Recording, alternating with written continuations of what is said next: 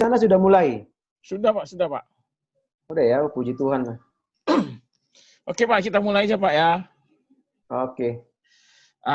Bahannya kemarin saya ada kirim ke Bapak, ada kirim ke peserta semuanya. Nah, kalau dari supaya kita hemat waktu, kita langsung ke topik aja Pak. Iya. Oke, di bilangan 34 kan ada pembagian tanah di Kanaan. Nah, setahu kita kan di tanah Kanaan itu kan tanah yang sangat subur, Pak. Iya. Dan semua kebutuhan itu Tuhan siapkan di saat itu. Nah, yang jadi pertanyaan kita sekarang ini adalah dengan kondisi belakangan ini, bagaimana kita sebagai anak-anak Tuhan tetap percaya bahwasanya Tuhan itu pasti memenuhi kebutuhan kita sehari-hari. Nah, kalau dari Pastor gimana? Halo? Iya, halo Pak. Iya, halo. Iya, halo Pak. Halo? Kedengaran Pak? Iya, keputus-putus kan. Iya. Nah, jadi yang menjadi bahan kita hari ini adalah bagaimana Tuhan memenuhi kebutuhan kita sehari-hari dalam kondisi yang seperti sekarang ini, Pak. Oke, Pak. Halo? Ya, lanjut, Pak. Ya.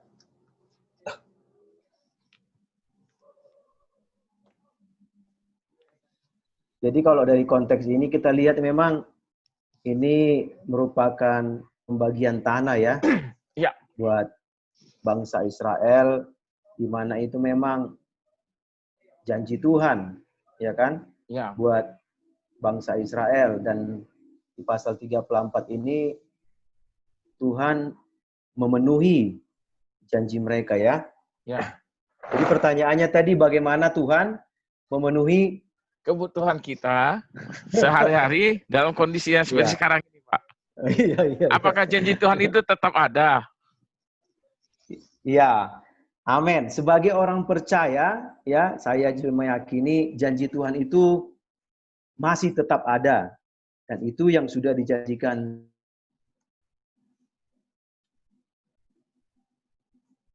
Itu aku akan menyertai engkau sampai kesudahan zaman katanya.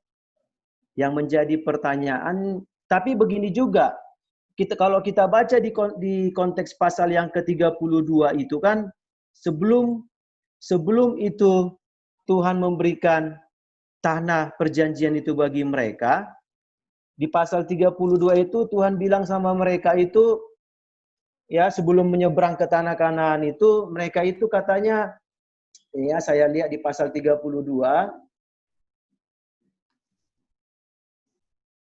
Tuhan suruh mereka katanya untuk membuang dan menghancurkan tempat-tempat berhala dan membunuh semua penduduk di situ, ya kan? Ya. Dalam artian dikatakan di situ jangan membawa benda-benda itu atau orang-orang itu masuk ke tanah Kanaan. Ya. Ya kan? Ya, Nah, karena di situ dikatakan ada konsekuensinya, Pak. Ya. Ada konsekuensinya di pasal yang ke-32.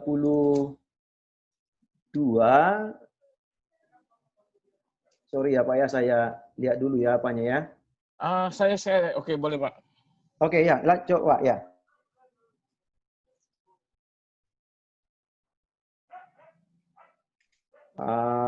Saya tadi sudah tulis tadi.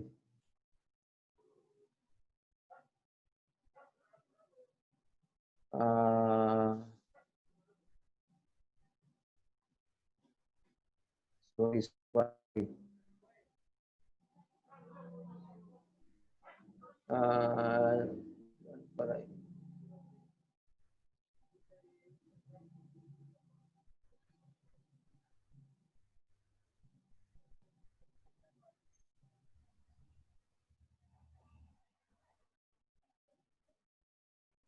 Sorry, aduh, haleluya.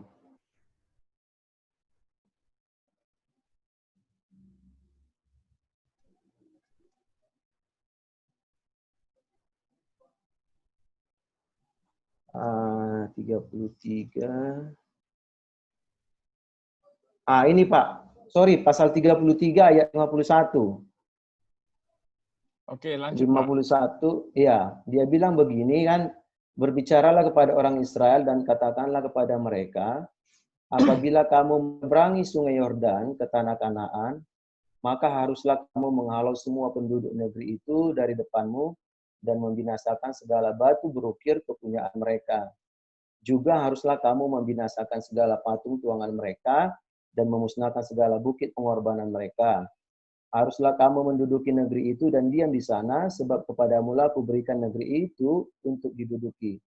Maka haruslah kamu membagi negeri itu sebagai milik pusaka dengan membuang undi menurut kaummu kepada yang besar jumlahnya. Haruslah kamu memberikan milik pusakanya yang besar, dan kepada yang kecil jumlahnya, haruslah kamu memberikan milik pusaka yang kecil, yang ditunjuk oleh undi. Wah, ini ayat 55 konsekuensinya. Tetapi jika kamu tidak menghalau penduduk itu depanmu, maka orang-orang yang kamu tinggalkan hidup dari mereka akan menjadi seperti selumbar di matamu dan seperti duri yang menusuk lambungmu, dan mereka akan menyesatkan kamu di negeri yang kamu diami itu. Maka akan kulakukan kepadamu seperti yang kurancang melakukan mereka. Jadi di sini Tuhan katakan, Kanaan itu penuh dengan susu dan madunya seperti yang dijanjikannya di Kejadian itu ketika dia memanggil Musa itu, dan Tuhan berjanji akan membawa bangsa Israel ke tanah Kanaan itu. Jadi kalau di sini Pak, pertanyaan tadi itu, apakah janji Tuhan itu masih berlaku Ya. bagi kita sekarang ini? Saya memang bisa bilang janji Tuhan itu masih berlaku sama dengan kita. Ya, tapi yang menjadi pertanyaan begini Pak, kadang kita orang Kristen ini pemikiran berkat itu, kadang kita berpikir hanya dengan finansial, ya kan? Ya. Finansial, dan juga mungkin tempat tinggal yang bisa tetap, penghasilan yang banyak. Kadang kita tidak berpikir penyertaan Tuhan itu, janji Tuhan itu dari hal yang kecil-kecil, ya kan? Ya. Contohnya kesehatan, ya kan? Kadang kita nggak berpikir begitu, Pak. Kalau saya mungkin bisa berbagi kesaksian, Pak, mengenai kisah ini dari yang kita diskusikan, apakah janji Tuhan masih berlaku, ya kan? Baru-baru ini saya memang lagi berada di bawah garis nol. Jadi memang dalam pelayanan yang kita pernah merasakan, saya nggak punya apa-apa. Jadi kan di tempat kita ini kan banyak anak-anak asuh semuanya, ya. Jadi kita lagi memerlukan uang. Jadi ajaibnya Pak, dan mungkin kita yang ada di dalam fellowship ini, ajaibnya begini. Dalam 5 tahun yang lalu, saya ada kenal seseorang.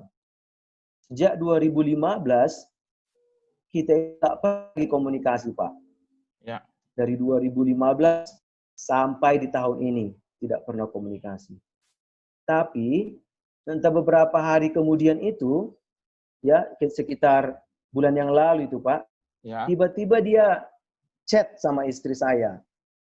Chat sama istri saya dan menanyakan kabar. Karena kita nggak pernah lagi posting-posting pelayanan di Facebook atau di mana kan. Jadi mereka kira saya nggak di pelayanan lagi. Tidak pelayanan lagi, sudah mungkin sudah, karena situasi sekarang ini mungkin sudah cari pekerjaan yang lain. Iya.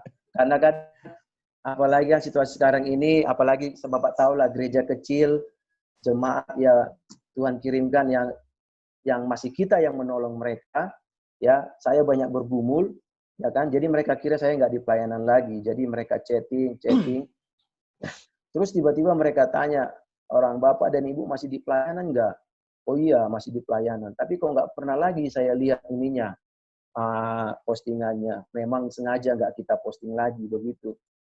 Jadi dia cerita-cerita, entah kenapa, tiba-tiba saya teringat sama kalian, katanya begitu Pak. Loh, kok Ya. bisa teringat? Dia nggak tahu lah. Sebenarnya saya mau ngasih, saya bingung mau kemana saya lemparkan berkat ini. Begitulah ceritanya. Tapi tiba-tiba ketika saya berdoa, saya teringat sama orang bapak dan ibu. Jadi pada saat itu memang betul kita memang di bawah garis merah dan kita harus memenuhi kebutuhan anak-anak di sini dan pelayanan dan juga operasional gereja dan kendaraan semuanya.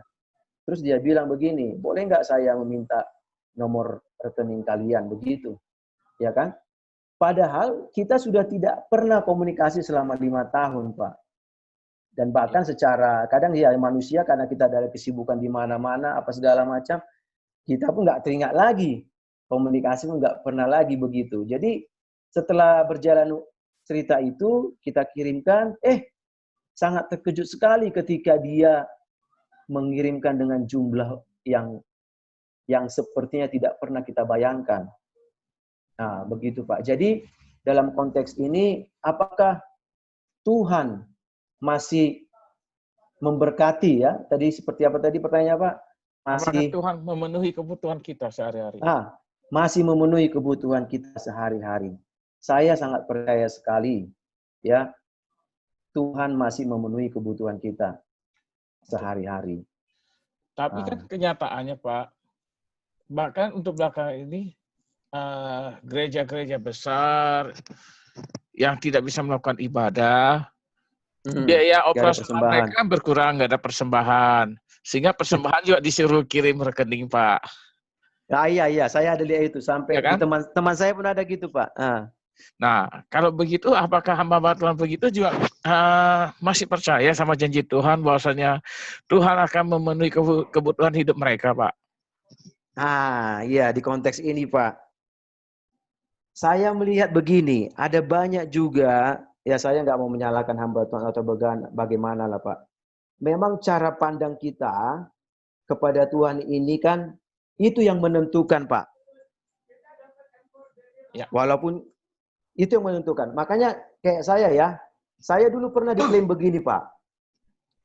Dulu saya persembahan kan dijalankan, Pak. Ya. Ya, dijalankan. Terus kita ada sedikit masalah kemarin itu, dituduhnya saya memakan uang gereja. Ya. Makan uang gereja. Padahal persembahan kita hanya 20.000, 30.000. Nggak cukup lah dalam seminggu. Padahal kita makan nasi ya Pak ya, bukan makan uang ya. Iya Pak, makanya saya bingung begini kan. Jadi saya bilang sama dia, setiap bulan itu saya mengeluarkan uang 6 juta untuk anak-anak ini. Saya nggak punya pekerjaan. Saya yang kerjakan saya ini hanya kadang di sampingan itu reparasi TV, kadang saya reparasi handphone. Kalau ada yang apa, dapat uang saya. Kalau nggak ada, selebihnya dari Tuhan. Dituduhnya saya. Terus tapi kejadian itu Pak, kejadian itu mengubah total cara pandang saya dalam pelayanan.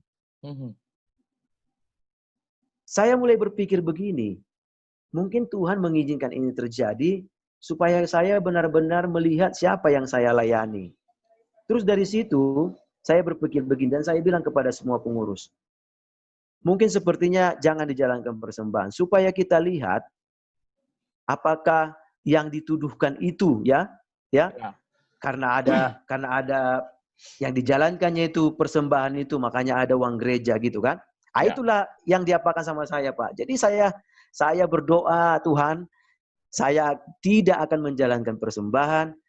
Aku mau lihat, aku percaya kalau orang takut akan Tuhan, setelah mereka ibadah, mereka akan letakkan uang di situ. Saya begitulah Pak. Ya kan, saya bilang sama Tuhan, kalaupun nggak ada, nggak urusanku lah. Mulai dari situ Pak, saya muat dari situ Pak. Ternyata Pak, lebih besar ketika diletakkan di situ Pak, daripada yang dijalankan. Tapi dari situ Tuhan mengajar saya, seperti yang Bapak bilang tadi kan, ada sekarang dengan berhentinya ini orang mulai memberikan persembahan melalui rekening. Ada lagi yang sekarang ini melalui transfer uang melalui GoPay atau apa itu. Ada lagi teman saya dari melalui Indomaret, apa skala itu Pak. Jadi yang saya lihat di sini Pak, sebagai hamba Tuhan ataupun jemaat ataupun pengurus cara pandang kita dalam mengikut Tuhan ini, Pak. Nggak peduli dia pendeta kah, pengurus gereja kah, atau apapun itu. Tapi cara pandang kita dalam Tuhan inilah. Makanya tadi aku bilang kan, orang kan berpikir, apakah Tuhan memenuhi kita kebutuhan sehari-hari? Kadang orang berpikir kalau Tuhan memberikan kita makan ubi hari ini, dikiranya Tuhan tidak menyertai kita. Iya kan Pak? Baru-baru ini saya kejadian itu Pak. Di ladang saya ini kan ada tanah kosong ini. Tanah orang, ini baru diambil sama orangnya setelah 1 tahun kita pakai. Baru diambil orangnya. Ya kan, Tuhan itu memang baik. Jadi ketika kita pelayanan ini baru-baru ini, saya kan sebelum ada berkat yang itu yang dikirimkan itu, saya nggak ada uang. Anak-anak dari tempat saya ini kan anak-anak dari lokalisasi, ada dari jalan, saya tampung mereka. Terus saya bina, saya ajari hidup dengan iman dan cara pandang kepada Tuhan itu yang benar. Terus kita nggak ada uang pada saat itu, kita pernah tanam. Jadi tanah kosong itu Pak, kita nggak tahu tanah siapa itu. Kita tanami ubi di situ, apa situ jagung di situ. Jadi dengan harapan kalaupun nanti orangnya datang, biarkan aja diambil. Tapi puji Tuhan, selama 1 tahun lebih Pak, Tuhan tutup mulut yang punya tanah itu Pak. Jadi kita tanamlah. Jadi baru-baru ini Pak, baru-baru ini kita kan nggak ada ikan, nggak ada apa. Saya suruh diambil ubi itu, ya kan? Saya suruh diambil, terus mereka cincang-cincang kecil, seperti ikan teri begitu, mereka cincang-cincang sambal. Itulah kami makan, campur nasi. Kadang kita berpikir begini, apakah Tuhan memenuhi kebutuhan kita sehari-hari? Cara pandang kita ini, Pak, yang menentukan. Ya, kalau bagi saya, walaupun keadaan sekarang ini COVID, ya memang sekarang kan susah semuanya, bahkan gereja-gereja pun persembahan pun ya kalau gereja-gereja yang mengandalkan persembahan kan Pak pasti berkurang dia. Tapi kalau gereja memang memandang cara pandangnya benar kepada Tuhan, pasti Tuhan memenuhi kebutuhannya sehari-hari. Ya saya memberikan ini dengan kesaksian saya, cara dengan kejadian-kejadian saat ini Pak, dengan COVID ini, kesulitan, kesusahan, justru saya diajari cara pandang yang benar dalam melayani Tuhan. Jadi nggak peduli dia mau pendeta kah, mau pengurus gereja kah, mau apa kan, nanti kan yang menentukan itu cara pandang kita di dalam Tuhan. Buktinya kalau kita lihat di tanah Kanaan ini kan Pak, bandel pun orang Israel itu, tetapi Tuhan tetap memberikan mana itu. Dan tiang api, tiang awan itu tetap menyertai mereka. Dalam artian, Tuhan memenuhi kebutuhan mereka sehari-hari. Kalau di dalam keadaan sekarang ini, ya kesulitan sekarang ini, sesuai dengan pengalaman saya, kesaksian saya yang saya alami, saya sangat yakin, walaupun apapun yang kita makan, Tuhan pasti menyertai kita setiap hari. Ya. Itu mungkin Amin. Pak, mungkin kita bisa diskusi dengan yang lain ya, bagaimana Tuhan memenuhi kebutuhan kita.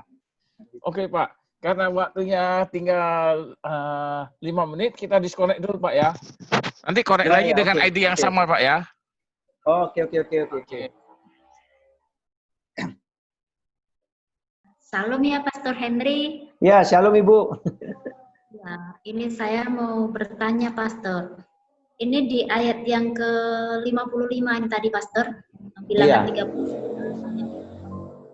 Dikatakan bahwa tetapi jika kamu tidak menghalau penduduk negeri itu dari depanmu, maka orang-orang yang kamu tinggalkan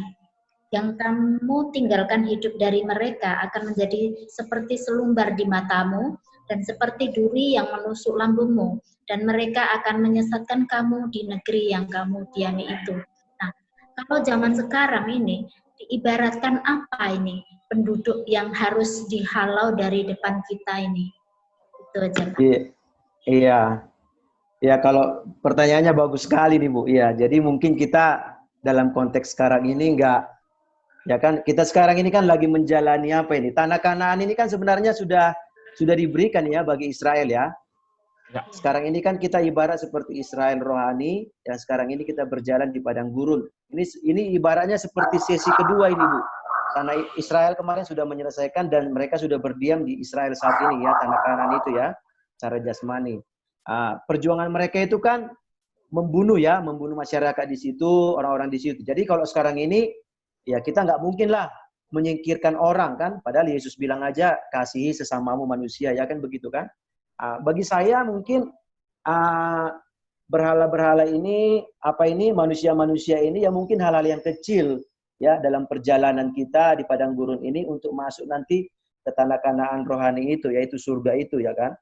Jadi bagi saya manusia-manusia itu yang di dalam kitab bilangan ini yang dibunuh itu mungkin satu, rasa tidak percaya kita, ya mungkin satu mungkin kalau kita dulunya suka nggak mau mengampuni, ya kan, atau suka mungkin menggosip, atau suka mengomongi hamba Tuhan, atau suka apa lagi, ya kalau sekarang ini kan mungkin mengejek lah, ya kan, banyak hal yang harus kita tinggalkan. Itu maksudnya mungkin Bu. Jadi dalam perjalanan padang pasir ini, makanya bangsa Israel itu ketika sebelum mereka memasuki tanah Kanaan itu, Tuhan inginkan jangan dibawa lagi berhala-berhala itu masuk ke tanah Kanaan. Jadi berhala-berhala itu mungkin seperti yang saya bilang tadi itu, dan diri kita sendiri yang tahu apa berhala di diri kita. Kadang begitu Bu. Jadi contohnya mungkin kita lebih mengandalkan gaji-gaji kita, ya kurang mengandalkan Tuhan, itu kan bisa jadi berhala atau Ibu itu, ya kan? Jadi yang gitu-gitu harus ditanggalkan maksud Tuhan. Atau cemburu melihat orang contohnya dia diberkati, punya mobil, punya punya kulkas bagus, ada kan begitu? Ada begitu sekarang di jemaat, orang temannya diberkati dia nggak suka.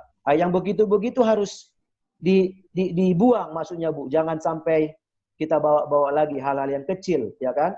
Ya pendetanya diberkati, dia pun curiga, yang begitu. Oke, Bu Spiati, ada lanjut Bu?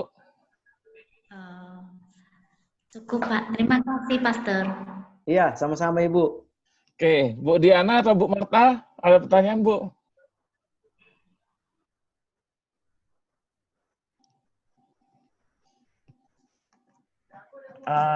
Kalau mau bertanya, di-unmute aja Bu, speakernya Bu.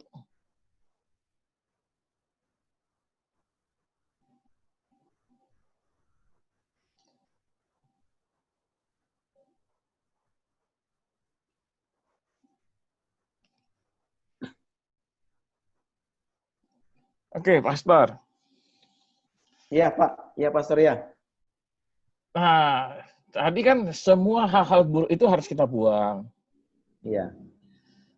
Artinya ini kita seperti dalam perjalanan bangsa Israel keluar dari Mesir menuju tanah perjanjian saat ini, Pak. Iya, benar. Iya kan? Nah, di COVID ini halangan-halangannya kita lah. Jadi ketika mungkin Tuhan ingin menunjukkan satu dunia baru untuk kita. Berarti sebelum kita menuju dunia baru itu, hal-hal yang buruk itu harus kita buang dulu, benar nggak Pak? Benar. Nah, bagaimana kita tahu hal-hal buruk itu, hal-hal mana yang harus kita buang? Yang secara umum kita tahu deh, ya rasa iri, dengki, semuanya lah yang menguras iman kita. Tapi kalau spesifiknya bagaimana? Yang spesifik ya? Ya. Oke, bagi saya ya. Ya, sorry Pak. Karena saat sekarang ini kan, ya seperti tadi, ketika gereja nggak ada persembahan, bukan hanya jemaat hamba Tuhan juga kebingungan kan gitu kan. Nah, apakah berarti itu kalau boleh dibilang, kalau pun kita anggap itu sebagai halangan, sebagai berhala, berarti persembahan itu sama juga dengan berhala dong Pak. Karena hamba Tuhan kan mengharapkan persembahan untuk kehidupan mereka. Iya Pak. Tapi kan dalam konteksnya begini Pak, saya bilang tadi itu kan, contohnya kan dalam cara pandang kita kepada Tuhan itu Pak. Jadi kalau situasinya sudah begini, ya kan, contohnya gereja yang adanya dulu persembahan itu kan yang banyak sekarang Pak hamba Tuhan ini Pak, seperti kembali ke bangsa Israel ini Pak, bersungut-sungut, nggak ada. Saya ada ikut di gabungan gereja-gereja ini kan, banyakan chattingnya begitu. Wah, nggak ada lagi persembahan. Begini. Jadi kembali kita seperti bangsa Israel itu bersungut-sungut, Pak. Jadi yang saya bilang tadi itu kadang persembahan itu bisa menjadi berhala. Makanya terkadang menjadi apa kitanya motivasi kita atau cara pandang kita kepada persembahan itu kan. Karena memang Ya. Tuhan bilang pekerja layak mendapatkan upah. Karena memang upah kita dari situ, Pak. Paulus pun bilang begitu kan. Tapi cara pandangnya kebanyakan kita, ya nggak usah salah. Kita sendirilah ini sebagai banyak dari hamba Tuhan ini. Begitu keadaan ini terjadi, pemikirannya itu yang uang itu. Jadi udah sama pola pikir kita seperti di Matius yang Matius 33 yang bilang itu, Pak. Bangsa-bangsa lain pun mencari itu.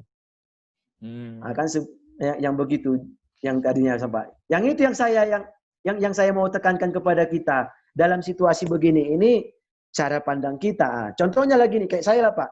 Gak ada jemaat, gak ada persembahan. Saya berpikir begini, Pak. Saya pelihara ayam di belakang.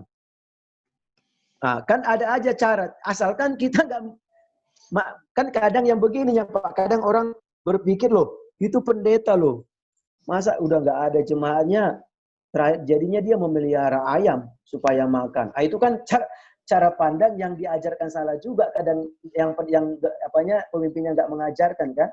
Nah, tapi jangan salah juga. Ketika kita pelihara ayam, ini kita juga harus mulai di sini juga saya berpikir pelihara ayam, tapi saya juga harus kunjungi jemaat saya. Gitu pula kan. Tapi kan ada cara-cara lain sih Pak yang Tuhan kan di new normal ini sepertinya Tuhan ingin membawa kita ke situasi baru. Mungkin selama ini kan kita berpikir kumpul-kumpul saja gereja persembahan udah lengkap kok. Setelah keadaan begini bagaimana? Terus mungkin orang yang dulu menyalahkan Pak yang pendeta yang full timer nggak boleh bekerja. Terus begini bagaimana Pak? Ya kan? Ya. Jadi mungkin di new normal ini banyaklah hal Tuhan ingin mengajarkan kita sesuatu. Bisa saja nanti pendeta yang mungkin sudah dulu persembahan banyak, dulu full timer, ya mungkin dia mendapatkan pekerjaan yang lain. Sekarang kembali ke motivasinya ini Pak. Ketika dia bekerja lagi atau melakukan sesuatu ini, apakah dia tetap contohnya mendapatkan uang, membantu pelayanan jemaatnya, menolong orang. Akan itu nanti yang motivasinya Pak. Makanya saya sangat yakin sekali Pak dengan topik ini. Saya juga diberkati sekali dengan topik yang Bapak berikan ini. Karena bagi saya topik ini bagi saya seperti dapat saya suatu pewahyuan. Ini merupakan tempat pemurnian sebelum memasuki tanah Kanaan itu. Amin. Jadi Tuhan nggak pandang bulu mau dia pendeta mau apa. Jadi di new normal ini, di COVID ini, disinilah Tuhan sedang memurnikan semuanya, Pak. Baik gereja-gereja besar, yang dulu mungkin hanya mengandalkan persembahan, habis persembahan, ya nggak tahu kemana pendetanya, jarang ketemu sama jemaat. Paling hanya yang selevel-level, yang staff-staffnya saja ketemu. Ya kan begitu, Pak, yang kita lihat, kan? Iya. Tapi, Pak, itu yang mungkin. Pak Duto, tapi kan bukan berarti jemaat nggak ada ibadah, pelihara ayam bukan berarti ayamnya ikut ibadah kan? Enggak.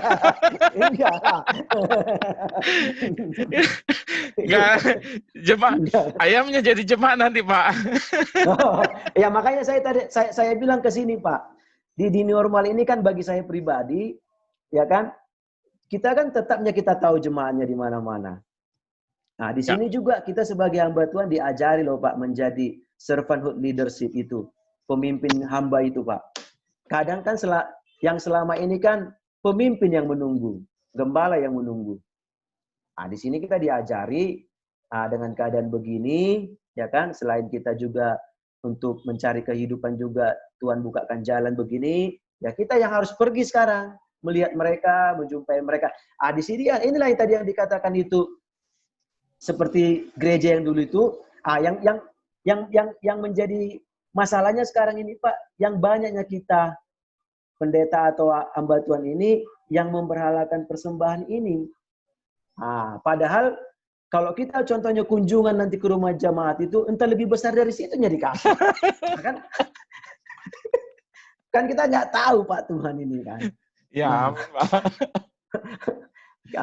Itu yang maksud saya Pak. Jadi seperti kita tadi itu memang itu yang kita apakan dengan keadaan begini, nggak ada lagi jemaat, gereja, ya kan? Mungkin Tuhan lagi memurnikan semua Pak. Amin Pak, amin Pak. Oke, Ibu-ibu ada pertanyaan, Ibu? Bu Diana, di unmute aja, Bu.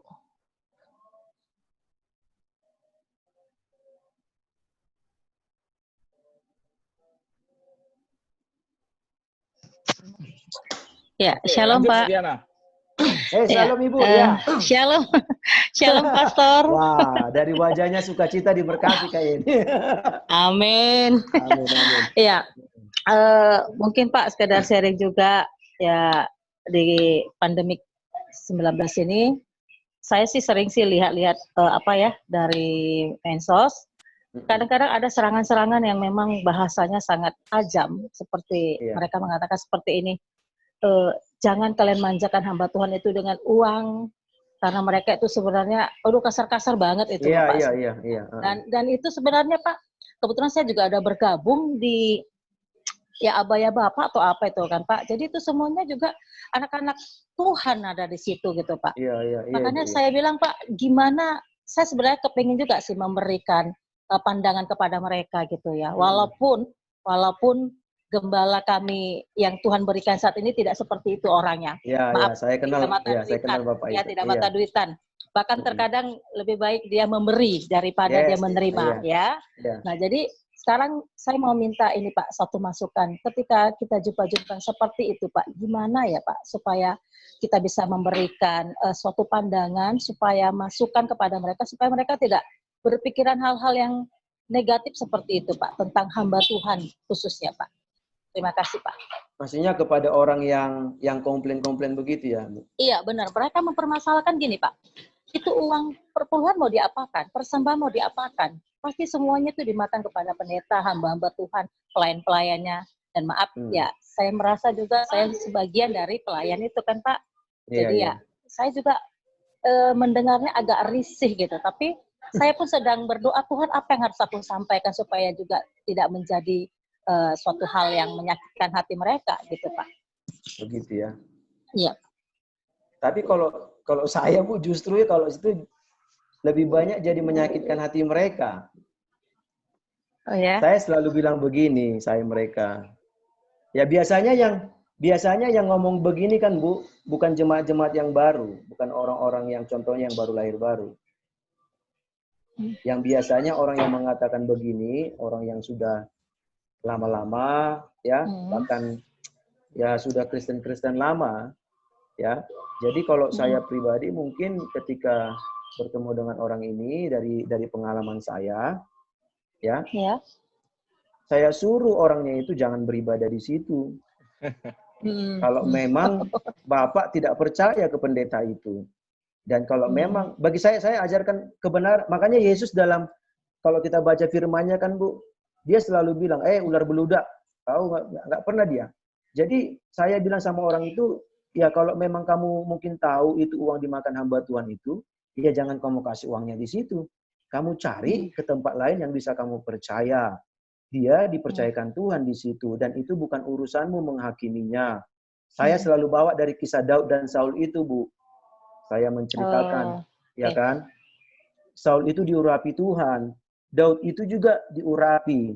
Tetapi karena Saul lebih dahulu diurapi, Daud menghormati Saul itu dan tidak melukainya. Saya jelaskan itu kepada dia Bu dari firman itu. Tapi kalau dia tetap nggak mau terima, biasanya kan orang-orang begini kan orang-orang yang lamanya ini Bu. Iya. Iya. Yang banyak-banyak ini saya ceritakan dari pengalaman saya ya, orang yang sering komplain ini biasanya orang-orang yang lama Bu. Apalagi mungkin jemaat-jemaat yang sudah lama. Tapi saya bilang begini, saya pernah pengalaman begini Bu. Dulu ada jemaat saya datang di sini, supaya juga masukan ya Bu ya. Ada jemaat saya datang di sini, dia komplain, dia bilang begini bla bla bla. Dia bilang saya nggak mau ngasih perpuluhan ke Pastor Henry ini, ke gereja ini. Karena apa? Saya lihat tamunya datang-datang dari luar negeri, dari Singapura. Terus saya bilang, saya juga nggak mau Bapak ngasih perpuluhan di gereja ini, saya bilang. Walaupun Bapak lihat ada orang Singapura datang ke sini, jangan Bapak kira mereka kasih uang sama saya. Saya bilang, tapi begini, Bapak kasih pun perpuluhan itu bukan untuk saya, itu untuk Tuhan. Dan satu hal lagi saya bilang, ketika engkau datang beribadah, dan engkau sudah mempersembahkan itu di depan, engkau letakkan, itu bukan hakmu lagi. Dan jangan engkau tanya lagi, mau itu dimakan pendetanya kah? Mau itu disalahgunakan kah? Itu urusanmu. Saya bilang begitu, Bu, masukannya kepada mereka. Dari situ puji Tuhan, orang itu keluar dari gereja saya. Itu Bu, iya. Iya, begitu Bu. Jadi pengalaman begini Pak Winta. Jadi maksud saya kadang kita hamba Tuhan Pak, segan-segan ngomong. Makanya tadi Pak cara pandang kita itu yang kita lihat Pak. Kadang kita segan-segan menegur mereka, takut kita kehilangan persepuluhan atau persembahan mereka Pak. Tetapnya aku ingatkan dia dengan kasih, ya. Wah, lembutlah kita bilang, lembut tapi menusuk ke dalam ke hati dia. Oke. Jadi mending Ya, Pak. cematnya ayam ya Bu ya? Pak ya? Mending cematnya ayam ya Pak ya? Ya. Kalau dia komplain tinggal kita pot, dia persembahannya tubuh dan darahnya Pak ya? Iya, jadi Pak kalau jemaat kita ayam itu kita bina dia, kita jual dia, hasilnya itu kita tolong orang. Nah, karena memang seperti itulah, apalagi di situasi COVID ini kan Pak, ya seperti Ibu bilang tadi itu, orang akan kirimkan, kan kita yang tahu pendeta kita. Dan ya, benar, pendeta itu sendiri yang tahu dirinya. Intinya beginilah. Kalau contohnya Ibu lah, Pak Winta suka makan-makan gini atau enggak. Kalau kita sudah memang nggak nyaman lagi di situ, ngapain kita di tempat yang sudah tidak nyaman? Ya, betul Pak. Ya kan? Itu yang saya sarankan kepada orang itu. Ya puji Tuhan dia keluar. Iya Bu, kayak gitu. Oh ya, oke lah Pak. Oke, ada pertanyaan lagi Bu? Enggak, intinya berarti kita harus punya keberanian juga untuk menyampaikan ya Pak ya. Menegur orang tapi dengan kasih, lembut tapi menusuk sampai ke jantung ya Pak. Iya Ibu, begitunya. Yesus pun melakukan itunya kan. Oke Pak, terima kasih Pak. Gini Bu, begini Bu. Ibu kan saya tahu kan sudah di bagian pengurusan dan tahu gembala kita. Supaya orang tidak menjengkali kepemimpinan pendeta kita juga. Hamba Tuhan itu ya hamba uang. Jadi kita juga harus mengajari mereka. Kamu ke sini itu ya karena Tuhan. Kalau kamu memang nggak apa, silakan begitu. Jadi bukan kadang gereja kan Bu, sayang-sayang dia sama jemaat. Makanya tadi aku bilang yang rata-rata yang begini jemaat-jemaat yang lama, yang sudah pemain lama ya Pak. Iya, dan nggak pernah memuridkan ini Pak. Ini Bu, nggak pernah menginjili ini. Oke Pak, terima kasih Pak. Pastor. Amin Ibu. Iya Pak. Tapi gara-gara ada jemaat begitu, jumlah gereja tambah banyak, Pak. Yang gimana itu? Yang jemaat yang bandel-bandel, kemudian dia keluar, buka pelayanan sendiri. Kan gereja tambah banyak jadinya, Pak. Tapi kan nanti Pak, gini Pak. Ujung-ujungnya itu kan nanti yang ini, yang kembali kita ke pasal 34 ini di masa pemurnian ini, Pak. Ya kan? Yang sampai ke tanah Kanaan itu kan generasi kedua, Pak. Iya, benar. Oke, Pak. Ya. Jadi bagi saya sih, saya dan Pak Winta, ayo marilah kita jagalah terus hati kita ini, Pak. Ya, amin. Murni, ya apa itu yang paling penting saya lihat. Nah, apalagi situasi saat ini, COVID ini, ya semuanya dalam kesulitan atau apapun itu. Amin, Pak. Oke, amin, Bu Pak. Tiana, ada tambahan? Terima kasih, Pak. Terima kasih, amin, Pak. Bu, sama-sama. Maju terus di sana. Amin. Okay. Saya juga pelihara ayam, Pak. Haleluya.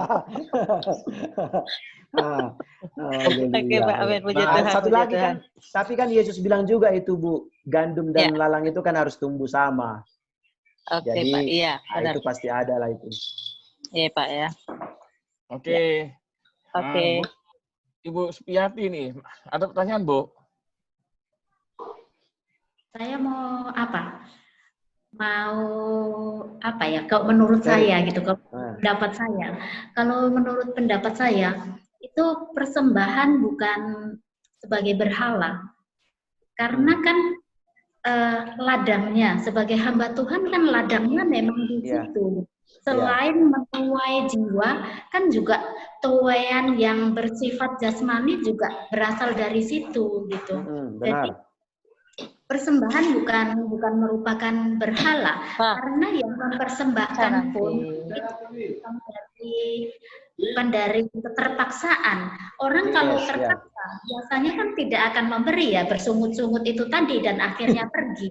Nah, kalau orang itu terbeban, mau bagaimana caranya, kan pasti akan memberikan itu dengan sukarela. Nah, seperti itu. Jadi bukan termasuk berhala karena ya memang ladangnya di situ. Amin. Amin. Iya. Iya Bu Supiati, tadi memang kita bilang memang berhala ya. Maksud saya tadi kan yang memberhalakan itu konteks kita tadi kan ke hamba tuannya Bu. Kadang hamba tuannya yang memberhalakan Bu. Jadi tadi kan nggak ada jemaat persembahan, nggak ada. Yang itu yang tadi yang kita diskusikan. Jadi memang persembahan itu nggak berhala, tetapi kadang kami inilah Bu yang memberhalakan. Iya, yang memberhalakan. Jadi kadangkala uang persembahan itu harus ada lah supaya kami bisa makan begitu. Makanya tadi kukatakan tadi kan Bu, cara pandang kami ini sebagai hamba Tuhan ini harus diluruskan. Jadi dari masalah COVID ini mungkin Tuhan sedang mengajar banyak para hamba Tuhan dan banyak mungkin para pengikut-pengikut Kristus cara pandang yang benar dalam melihat Tuhan. Karena nanti kan ujung-ujungnya kan kalau kita lihat nanti di akhir zaman ini antikristus ini kan memang nggak ada lagi jemaat nanti. Nggak ada lagi ngumpul-ngumpul. Tadi kita sudah di ujung. Saya yakin ini sudah mendekati nih Pak. Contoh, saya jemaat selalu saya ajarkan begitu.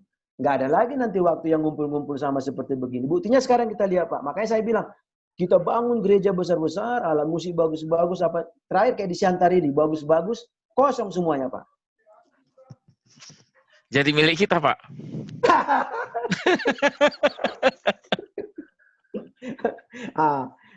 Itunya apanya Pak. Yang saya apakan lah ya, memang cara pandang kita yang benar lah dalam Tuhan. Ya memang persembahan itu nggak berhala, Ibu. Nggak berhala. Itu memang Paulus pun bilang, pekerja layak mendapatkan upah. Itu. Amin. Ya, kalau dari saya sih sama dengan Pastor Henry. Persembahan bukan berhala. Tapi ketika seorang hamba Tuhan lebih mengutamakan persembahan, disitulah persembahan itu menjadi berhala bagi hamba Tuhannya. Yes. Iya, bukan jemaatnya, tapi hamba Tuhan yang menjadikan persembahan itu berhala.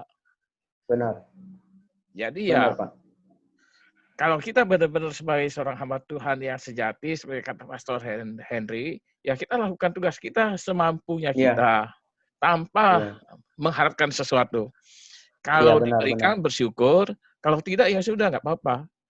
Tapi ketika motivasi pelayanan itu adalah untuk istilahnya untuk PK-nya atau untuk persembahannya, disitulah salahnya kita sebagai hamba Tuhan menjadikan persembahan itu, PK itu sebagai berhala. Benar Pastor, ya itu ya.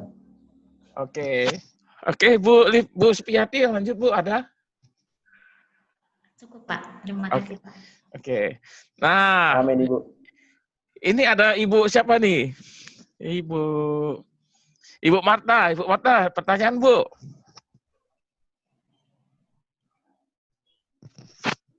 Di unmute dulu Bu, speakernya Bu.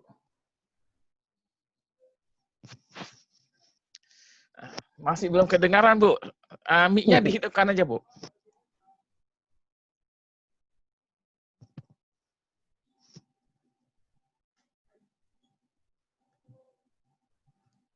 Belum kedengaran Bu.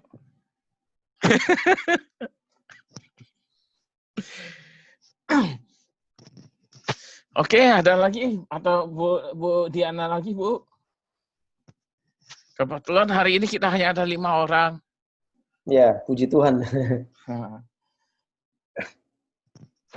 Bu Diana, speakernya, mic-nya Bu belum dimatikan Bu.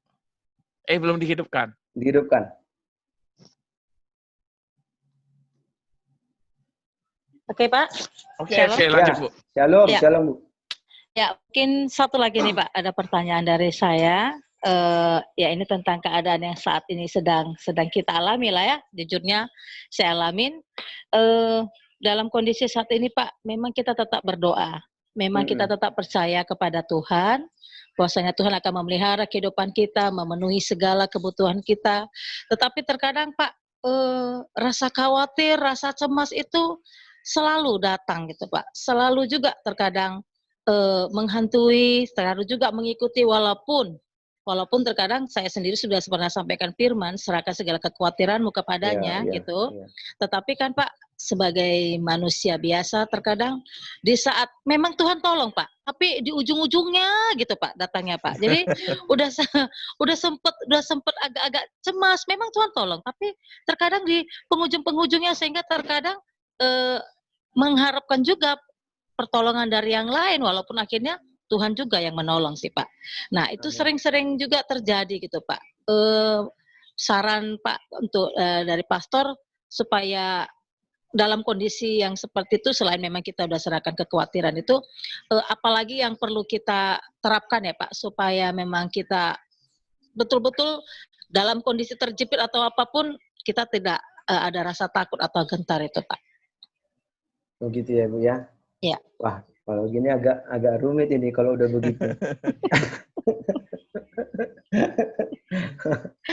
yang jujur-jujur aja Pak. Karena gini juga ya Bu, saya memegang firman begini, apakah dengan kekhawatiranmu kamu dapat menambah sehasta dari jalan-jalan hidupmu, kata Tuhan begitu. Memang situasi begini kan memang sulit lah, apalagi khususnya kita para mungkin ya hamba Tuhan, jemaat Tuhan, gereja Tuhan, yang saya yakini ini memang masa pemurnian itu bagi kita, ya kan? Kalau saya pribadi Bu, jawabannya hanya satu aja, teruslah mengucap syukur. Jangan, maksud saya begini, ini kan proses belajar memang sama kita Bu. Jadi mau nggak kita belajar tidak mengeluarkan contohnya, aduh Tuhan bagaimana ini, itu kan kata-kata kadang yang menjatuhkan semangat kita ya. Karena ketika kita keluarkan perkataan, itu langsung direkam sama sel-sel otak kita itu kan. Langsung mempengaruhi seluruh tubuh kita.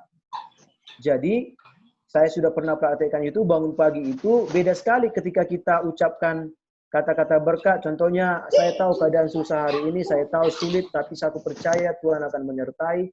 Ketika kita mengucap syukur itu, kata-kata yang positif itu, hari-hari kita itu akan beda memang. Jadi untuk jawaban yang begini Bu, jawabannya hanya satu dari saya. Tetaplah mengucap syukur Bu. Amin.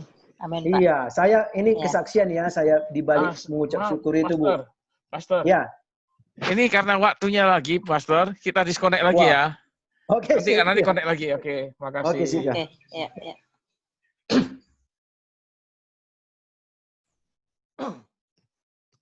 Oke, Pastor, lanjut Pastor.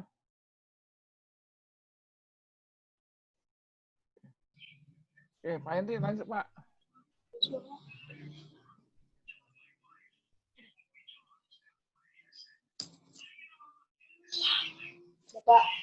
Ya, shalom Ibu, melanjutkan diskusi kita tadi. Oke. Ya, saya sih percaya Bu, kita ini kan sudah meyakini ya kita orang benar, sudah mengikut Tuhan. Makanya tadi kenapa saya bilang tadi itu di tengah-tengah kesulitan itu memang sakit lah, sulit lah ya, memang berat. Tetapi satu hal itu firman Tuhan bilang tetaplah berucap syukur ya apapun itu yang terjadi. Saya pernah mengalami itu Bu. Saya lagi-lagi cerita tentang di ujung-ujung ini Bu. Saya pernah habis pelayanan dari mana? Oh, dari Pastor Winta terakhir itu. Yang pelayanan terakhir saya di Medan sama Pak Li Pastor. Iya. Jadi kan begini. Saya kan sudah janji sama adik ipar saya di Medan itu Pastor. Dia mau titip kue, Jeko sama keponakan sama anak saya. Janji kita itu Bu, janji kami itu jam 3 sore di Paradet. Jam 3 sore, oke. Sebelum jam 3 kurang 15 itu saya di Paradet belah nunggu. Saya nggak pesan tiket. Saya tunggu, saya telepon, iya Bang, ini lagi di jalan. Saya mengucap syukur terus Bu, bernyanyi, mengucap syukur, terima kasih Tuhan, ada maksudmu di sini, terima kasih Tuhan. Tahu nggak Bu, jam berapa adik saya datang? Jam 5, dari jam 3. Tapi begini, jam 5 kurang 15 Pastor, adik saya datang membawa Jeko itu, jam 5 adik saya pergi, jam 5 kurang 10 saya beli langsung tiket saya, jam 5 kurang 5 ada satu orang datang turun dari becak, cepat dia lari. Terus dia beli langsung tiket, oh masih ada Bang, sudah ya masih terakhir tiketnya Pak. Dia ambil tiketnya, terus dia duduk di sebelah saya, terus betapa terkejutnya dia melihat saya. Bang Henry, dia manggil abang, Bang Henry, ternyata dia anak rohani saya yang 10 tahun tidak pernah ketemu Bu. Ini tadi kita cerita di balik mengucap syukur ini ya Bu. Iya Pak. Jadi 10 tahun tidak ketemu, ya. Jadi kita satu kursi bersama-sama, dia cerita-cerita, berjalan-berjalan waktu di ujungnya, dipakai Tuhan dia memberkati saya. Jadi saya bilang sebagai kita orang benar ini memang nggak ada pilihan lain Bu, cuma satu tombolnya di tengah-tengah kesulitan saya ini. Apakah Tuhan akan tetap memenuhi kebutuhan kita sehari-hari? Pasti. Cuma satu tombolnya, tetaplah mengucap syukur. Bagaimana caranya? Aku pun tak tahu Bu. Kalau Ibu tanya bagaimana caranya, aku tak tahu. Karena Tuhan, karena kita sama juga. Walaupun saya pendeta, saya juga mengalami padang pasir ini Bu, padang gurun ini. Bagaimana caranya? Saya hanya bisa menguatkan, sama-sama mengucap syukurlah kita. Kita lihatlah drama Tuhan ini bagaimana. Yang mau kita lakukan, contohnya kalau ibu seorang berdagang atau melakukan bekerja di kantor, lakukan aja dengan setia, dengan mengucap syukur. Nah, bagaimana caranya Tuhan memberkati? Kembali lagi, saya nggak tahu bagaimana. Amin. Ya, Pak. Itu aja mungkin Bu yang menguatkan kita di tengah-tengah situasi COVID ini. Amin Pak, amin. Amin. Ya, shalom Bu. Amin, shalom. Oke. Bu Marta.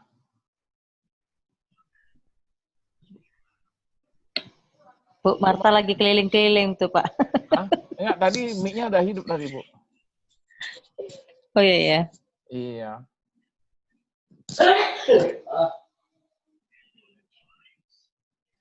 Oke, atau ada yang lain? Atau Bu Livan atau Bu Diana lagi ada pertanyaan Bu? Pas dulu deh Pak. Oke, Bu Livan? Cukup Pak. Cukup Pak. Cukup. Bu Marta nih. Halo? Ya Bu. Ya. Udah bisa dengar Pak? Sudah Bu. Oke, sudah. Iya, saya ya masalah COVID-19 ini ya Pak. Di situ kan pertanyaannya berkat Tuhan ya yang akhir-akhir ini tuh ya Pak ya. Bagaimana percaya Tuhan masih memenuhi kebutuhan kita sehari-hari? Saya sangat percaya. Contohnya kita semuanya masih diberi kesehatan, masih diberi makan yang cukup, pakaian yang cukup, tapi saya masih terus bersungut-sungut sama Tuhan, Pak. Karena apa? Rasa-rasanya Tuhan nggak menjawab gitu doa-doa saya, khususnya mungkin doa kita semua ya, mengenai COVID-19 ini. Jadinya khususnya ini saya mau cerita mengenai rumah tangga saya. Anak saya, memang semuanya saya bersyukur semua masih bisa kerja, walaupun banyak teman-teman anak saya itu yang udah di PHK, tapi puji syukur Tuhan masih terus menyertai, memberkati dari keluarga saya. Cuma saya ini karena ini diskusi ini membuka mata hati saya, betapa saya itu kurang bersyukur sama Tuhan. Karena saya terus bersungut, marah sama Tuhan gitu. Anak saya nggak bisa pulang, suami nggak bisa pulang, cucu-cucu saya udah setiap melihat ada orang pulang, dia pasti tanya, Pung, Bapak kok nggak pulang? Dan dia terus tanya, Bapak nggak sayang sama Selin kok nggak pulang gitu. Ya saya kan selalu berdoa, Tuhan,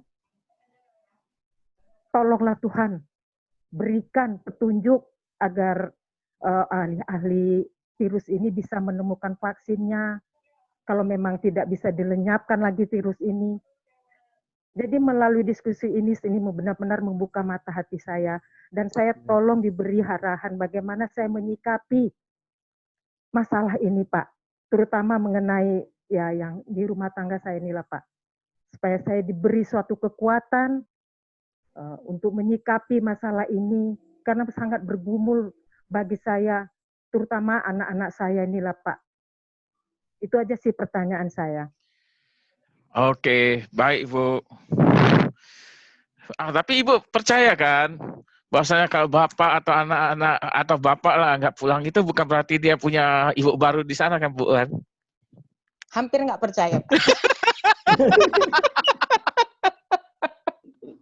Enggak lah Pak, percaya Pak. Oke, Pastor Henry gimana Pastor? Iya, Ibu, saya bukan Iya, mau Pak. menggurui, tapi biarlah firman Tuhan ini menjadi dasar kita ya. Setiap kita memang sedang dibawa Tuhan ke padang gurun ini ya. Tadi makanya konteks kita tadi di Bilangan 34. Bilangan 34 ini kan di tanahnya sudah mau dibagi-bagi Tuhan ini sama suku-suku Israel ini Pak, Ibu. Tapi sebelum mendapatkan berkat-berkat itu kan ada banyak hal yang mereka lalui padang gurun itu, pemurnian itu. Dan dikatakan hanya generasi kedua yang masuk. Itu pun karena mereka kembali tadi seperti Ibu tadi bersungut-sungut yang mereka itu kan. Jadi yang mau saya mungkin menguatkan Ibu, mungkin saya tahunya permasalahan ini. Kalau kita tanya kapan berakhir permasalahan Ibu ini, kalau Ibu tanya pendeta, nggak tahu juga kita kapan berakhir ini. Ya kan hanya Tuhan yang tahu. Iya, tapi satu hal yang Tuhan bilang di 1 Petrus 5 ayat 7 itu kan dikatakan gini, Bu. 1 Petrus 5 ayat 7. Dikatakan gini, serahkanlah 1 Petrus 5 ayat 7. Ayat 7 ya. Serahkanlah segala kekhawatiranmu kepadanya sebab Ia yang memelihara kamu. Bukan pendeta yang memelihara Ibu, bukan gereja yang memelihara Ibu, tapi Tuhan katanya. Jadi kalaupun Tuhan izinkan saat ini terjadi seperti tadi itu, serahkan aja itu kepada Tuhan. Ah, itu maksudnya, Bu. Jadi saya bagi lagi di Mazmur 23 ini.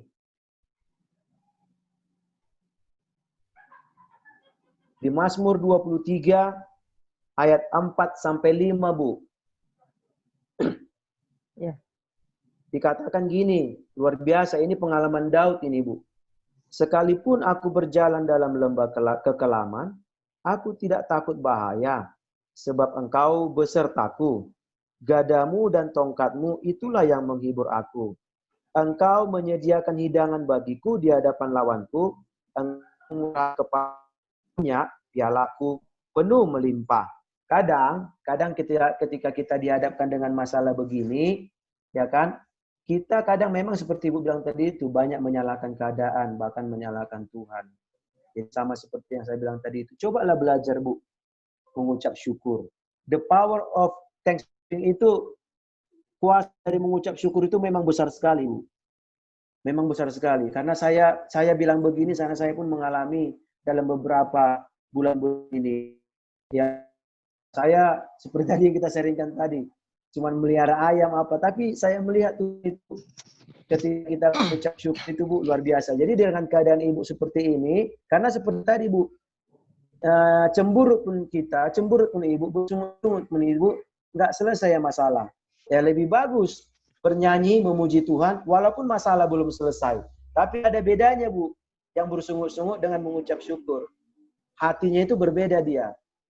Nah, jadi ketika hatinya penuh dengan sukacita itu, perutnya pun mulai berbeda-beda nanti. Walaupun masalah belum selesai nih, tapi aku sangat-sangat percaya sekali, Bu, masalah itu pasti selesai. Mau kapan katanya, aku tak tahu. Nah, itu yang maksudnya. Iya, jadi tetap kuat, Bu, mengucap syukur. Ya, saya juga sangat diberkati sekali dari membahas konteks Bilangan 34 ini. Karena begini, Kanaan rohani kita kan kita sedang berjalan ini, Bu. Ini yang harus kita pandang terus. Ini yang harus kita pandang. Jadi izin Tuhan memurnikan hati kita. Itu. Ya salib kita kan beda-beda. Ini mungkin salib Ibu di sini, di dalam keluarga ini. Ayo, pikullah itu Bu, jangan dipotong. Amin. Iya. Ibu mungkin pernah lihat ilustrasi yang rame-rame bawa salib itu kan? Iya Pak ya. Pernah lihat ilustrasinya Ibu? Pernah Pak, pernah. Pernah. Ada beberapa orang karena beratnya dipotongnya. Dipotong, iya. Begitu lewat Jurang. Jurang itu pastor itu. Bisa lewat kayak yang motong itu? Nggak bisa, Bu. Jadi jangan potong salib Ibu, biarkan itu. Ya. Yang penting Potong selain ayam. dari Pastor Winta, selain dari Pastor Winta di situ saya juga berdoa mendukung Ibu dari Siantar juga. Itu. Haleluya. Amin. Bu Marta, ada lagi Bu? Amin. Cukup Ibu? Pas Pak, amin. Pas. Iya, cukup dulu Pak, nanti dilanjutkan. Oke, Bu Supiati. Cukup, Pak.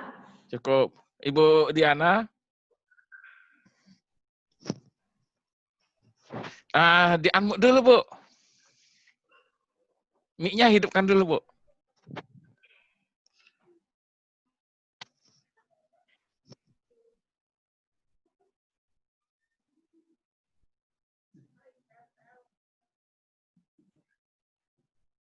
Oke, Bu Diana. Ya, shalom Oke. Pak, ya Pak. Ya. Ya, Shalom, mungkin banyak pelajaran hari ini Pak. Sebenarnya sih kita sudah sampaikan Pak kepada orang. Cuma memang ketika kita mengalamin, ya kita minta dikuatkan ya. Jadi hari ini Pak mungkin ya saya nggak bertanya, tapi saya terberkatin ya. Saya akan lebih banyak bersyukur Pak, walaupun masalah saya belum berkurang Pak. Masalah belum berkurang malah bertambah Pak. Tapi saya hari ini diajarkan saya mau lebih bersyukur lagi Pak. Ya, jadi dan saya sekarang Pak punya trik baru. Setiap saya nanti habis Zoom, saya akan rekaman satu lagu Pak. Jadi nanti tolong Bapak lihat di Facebook ya Pak, ketika saya nanti nyanyi. Amin. Iya. Jadi intinya saya mau belajar banyak bersyukur Pak. Sebenarnya ya untuk masalah bersyukur kami banyak termotivasi dari Bapak Gembala kami. Kenapa? Kami bersyukur gini, Tuhan izinkan semua terjadi dalam hidupnya. Jadi kami nggak bisa lagi banyak komen, kami nggak bisa. Kenapa? Karena dia udah lewati semua gitu. Nah, dia mampu, kami pasti mampu. Cuma selagi ada momen-momen sharing seperti ini Pak, biasanya kan Pak dengan firman yang sama pun dengan hamba Tuhan yang berbeda pasti banyak cara Tuhan untuk menyampaikan hal-hal yang baru ya Pak. Terima kasih Pak. Ya, Bu. Ya, terima kasih dan saya sangat diberkatin dan saya mau lebih banyak bersyukur lagi Pak. Itu aja dah. Amin Ibu, amin. Amin. Tapi kan Bu Diana, ya Pak. Kan berarti Ibu doakan supaya semua terjadi sama saya kan Bu kan? Tapi biar semua yang buruk Pak terjadi, bisa jadi contoh ya Bu ya.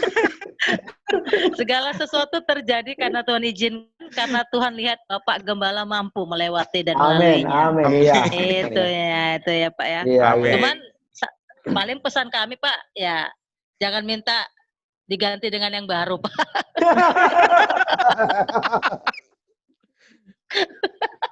Tapi apapun itu yang terjadi, kehendak Tuhanlah yang terjadi. Amin. Oke. Iya, Kita betul. Terima kasih. Amin Ibu. Ya, Tuhan berkati. Amin. Ya. Mungkin satu Pak, Pastor Winta, Ya, lanjut Pak. Saya diberkati sekali buat kita di sini semuanya. Mungkin kita dulu pernah melihat di kalender itu. Sekarang ini sudah jarang saya lihat Pastor.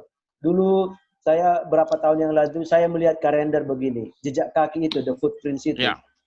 Ya, dulu kita mungkin melihat itu. Waktu saya pertama sekali melihat itu, saya terkagum melihat 4 jejak kaki itu ya, 2 pasang ya, 2 pasang. 2 pasang. Iya, 2 pasang. Tetapi saya perhatikan kok sampai ke ujungnya kok hanya tinggal 1 pasang.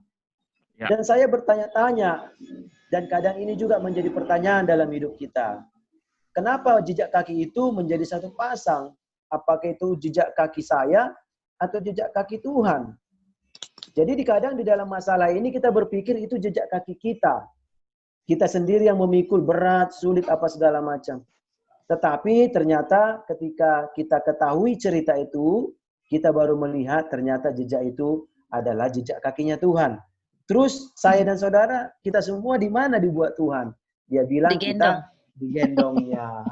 Amin. Karena dia tahu kita nggak bisa melewati itu, Bu. Bukan dihilangkan Pak kan? nggak dihilangkan. karena Tuhan juga nggak mau menjadikan kita Kristen anak-anak yang manja loh. Amin. Amin, Pak. Iya. Amin. Amin, Pak. Oke, baik. Makasih Pastor Henry. Amin. buat Sangat apa, saya juga. sharingnya. Nah, sebelum kita akhiri, Bu Diana pimpin doa, Bu, untuk mengakhiri, Bu. Oke. Ya, kita bersatu dalam doa. Amin.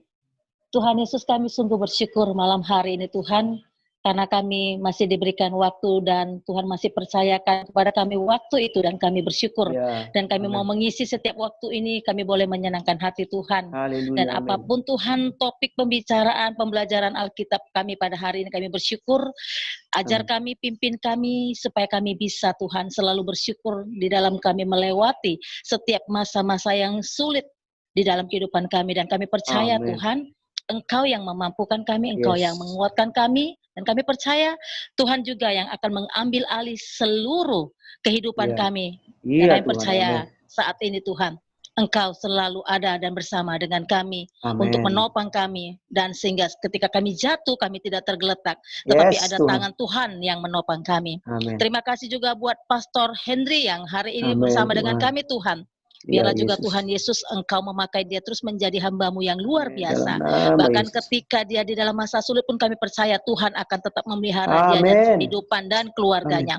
Kami juga berdoa saat ini untuk Bapak Gembala Ya, kami, Bapak berkati Winta. Tuhan, Pastor Tuhan Winta berkati Tuhan. kehidupannya. Apapun Dalam juga nama yang dia Yesus. rasakan, dia alami saat ini, kami Amin. percaya Tuhan Yesus ada bersama dengan Amin. dia Dalam nama dan Yesus. selalu memberikan kekuatan Dalam nama kepadanya. Yesus. Dan itu juga menjadi alasan sehingga dia boleh bertahan hingga saat ini karena Yesus Amin. ada bersama dengan dia. Amin. Terima Di kasih dalam buat nama Yesus. rekan-rekan malam hari ini. Kami Ya percayakan Tuhan. hidup kami ke dalam tangan pengasihan Berkati Tuhan. semua. Terlebih Bapak, rasa khawatir kami, kebimbangan kami mau letakkan itu di bawah kaki-Mu dan kami percaya Nama Tuhan, Yesus. Engkau telah memberikan kelegaan bagi kami. Terima kasih Bapak, meskipun waktu ini singkat, tetapi kami percaya firman Tuhan tidak akan berlalu begitu saja. Dan biarlah Tuhan melalui firman malam hari ini kami boleh semakin dikuatkan dan semakin mengandalkan Tuhan dalam hidup kami. Terima kasih Bapak, mungkin kalaupun ada pembicaraan kami yang kurang berkenan di hadapan-Mu Tuhan, kami mohon ampun agar kami layak menerima berkat-Mu. Dalam nama Tuhan Yesus kami berdoa dan telah mengucap syukur. Haleluya. Amin. Amin. Makasih Amin. Pastor ya. Tuhan Ya. berkati. Makasih semuanya. Tuhan berkati Pastor Winta semuanya. Amin. Ibu. Oke. Ya.